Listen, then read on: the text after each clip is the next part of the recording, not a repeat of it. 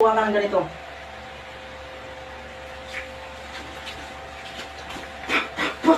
Oh, di ba?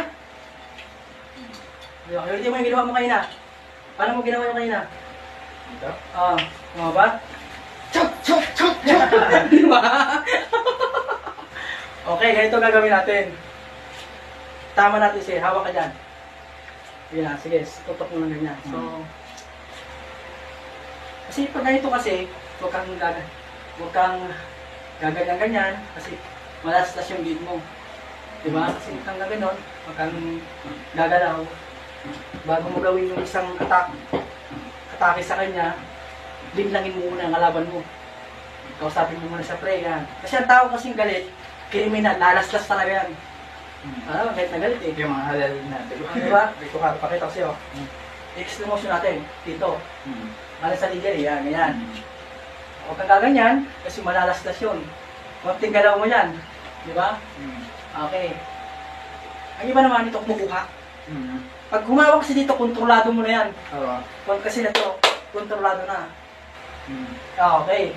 Pwede naman yun. Number 1 yun ha. Yun ang gagawin ko. Kasi may tao sa kabila eh. May kalaban dito, may kalaban doon. Pandalawahan. Sige, papakita natin sa kanya. Kaya yan. Papakita natin. Papakita yan. Yun o, yun o. Nakita mo? Oo, Ito pa parang distract. Yan. Pagkatapos niyan, ipasok mo to. Yan. Yan. Yan. Galaw, galaw. Diba, napakasimple. Ganun na kasimple yun. O, di ba? Ang ganda, di ba? Yun ang mga tunay na self-defense. More lackings. More laki. Ang ginawa kasi ng iba na panood ko, ginawa na ganito. Ang ginawa kasi ganito niya, ginawa niya. Sibat pa rin. Ginawa niya ganito. Pwede naman yun. Pwede yun, tutusin. Kaya mas maganda, pumasok na ako dito. Malayo na yung kutsilyo.